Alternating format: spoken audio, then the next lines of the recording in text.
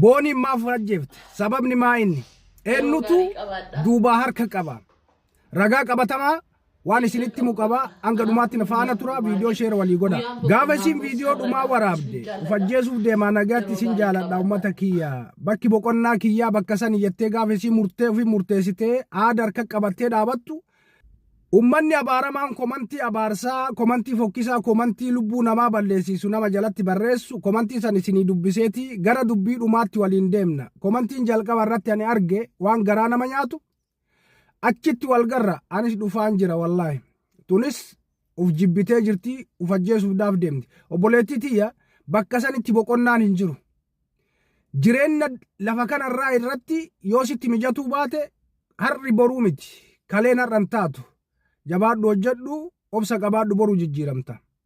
komantiin itti aanu dafii deemiidha jibbee mucayoo tana yookaan jibbitee akka isin asirraa deemtuuf jarjara keessa jira jechaadha inni itti aanu congratulation mucayoon kitaaba eebbisiisaa jirtu yookaan yuunivarsiitii irraa eebbifamaa jirtu du'aa deemaa ufajjeesuuf deema jette obsi bareedduu koo ni dabraa yoo jettee maal qaba yoo irraa hafte garuu walitti mufanna imala jetteef san irraa yoo hafte yoo du'uu baatte walitti mufanna waliin dubbifnu sitti aarraadha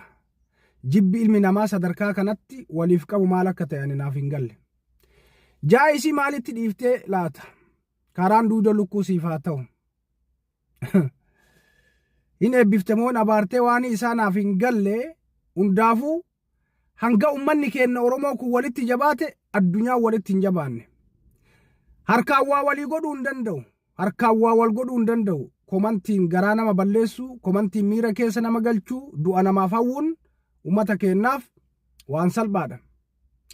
nagayaan boqadhu mucayoon ufajjeesa jedhaa jirti inni akka waan duutee godheeti ammaanu du'aayii godhuufi eegale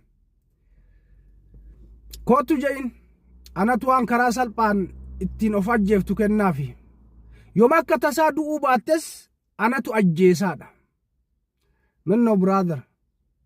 waan nama hawwitu dhabdee waan ittiin nama ajjeeftu nama hawwita yooma hange feete badaa'oo taate gaarummaaf keessaallee yoo dhabde afaan kee walitti yoo qabatte maal rakkoo qaba keessattuu nama du'aa jira ufajjeesuuf deema jedhu irratti waan akkanaa gochuun yidabbiraal garuu sammuu hin qabdan osoo sammuu qabaattanii waan akkanaa hin yaaddan waan akkanaa hin dubbattan barnoota hin qabdanii barnoota baradhaa ilaalcha namummaa hin qabdanii namooma hin qabdanii nama ta'a akka namaatitti yaadaa gaafan isiniin jedhu natti aartan congratulation jennee jirra abboo jettituunis